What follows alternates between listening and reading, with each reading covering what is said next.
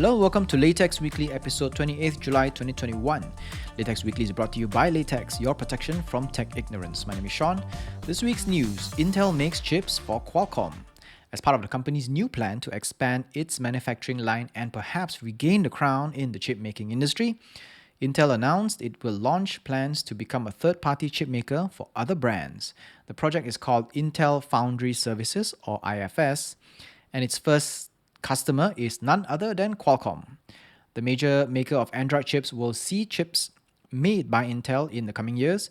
Intel CEO Pat Gelsinger also said that they are in talks with another 100 companies or so for this foundry work. Having struggled so far in pushing into the ARM architecture, it seems like the perfect way for them to do now by making other people's chips and also having to do some technology transfer. So yeah, Intel has been struggling very hard to push forward with smaller nanometer chips and especially the fanless chips. So I think this is a good way for them to do it. I don't know what is Qualcomm thinking by, I guess, I don't know. I mean, from a business perspective, there has to be a reason why Qualcomm is allowing Intel to do this, them being competitors and all that. And Qualcomm should be happy that Intel is not good at making their fanless chips, the gold, I think it's called Intel Gold or something like that, or Y chips that are in the Surface Go devices, which are very bad. And Qualcomm is very good at their Snapdragon chips. So having Intel make chips for Qualcomm, essentially Intel would be able to learn how to make smaller chips and be able to make their own, unless there is a way to, block them from doing that. But I don't think this will work. In any case, but it's good for us because once Intel knows how to make good ARM chips, then we will probably soon be able to see more Windows laptops that is comparable in power and battery saving as the MacBook's M chips. Surface Duo 2 leaked. Surface dual screen handheld device is returning for a new iteration this September or October, and photos of it have already been leaked. The hardware itself, in true Microsoft fashion, did not change much, but there could be a triple camera setup, which includes a telephoto, standard, and a wide angle.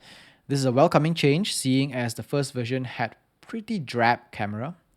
Other items spotted in the leak include the fingerprint reader that is moved to the power button, slightly thinner bezels, and an option of black or white. On the inside, rumors predict it will come with a Snapdragon 888, 5G, and NFC for contactless payment.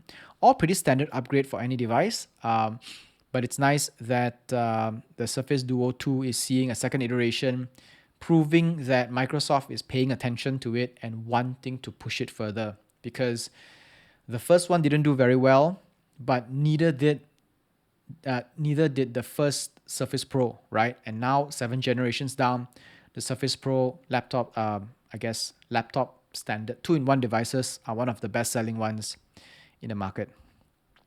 PS5 owners get 6 months of Apple TV Plus. Apple has never been so generous with one of their products and services before, as much as the Apple TV Plus. This time, all new PS5 owners will be entitled to 6 months of their TV streaming service.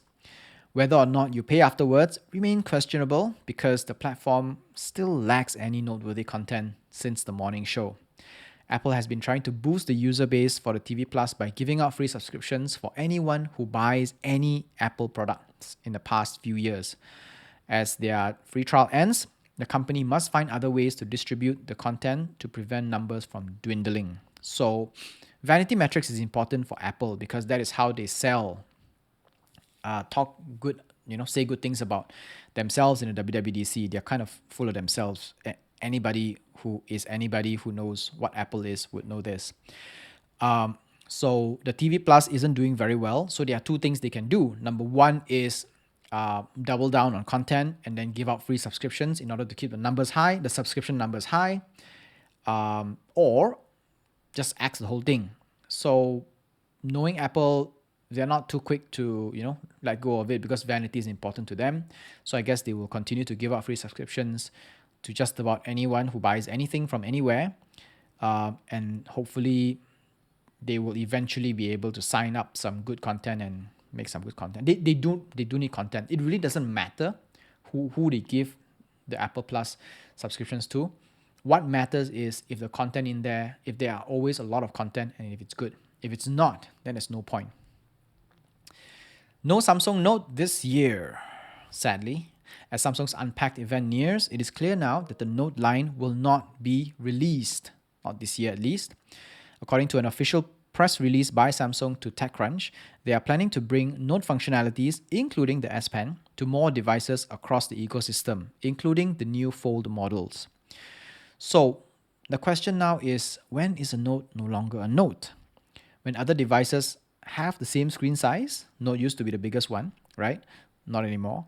Or when other devices have access to the S Pen and all its special software functionalities, the Note has always been the one with that special functionalities, the Note functionalities that no other devices have. And the S Pen has been brilliant, right? The Note was an amazing and refreshing break from other mobile devices in the past decade. But as these alternatives start to catch up to the Note's form factor and functionality, perhaps the OG model has come to an end of its life. As a Note fan, I am genuinely sad. I have owned multiple Samsung Notes before, but I do understand if Samsung decides to axe the model next year and completely take it off the lineup in favor of their new Fold and Flip devices, because if it's time to let go, it's time to let go, right? So that's just how it is. Gorilla Glass comes to lenses. Corning is bringing its famous Gorilla Glass to handset camera lenses.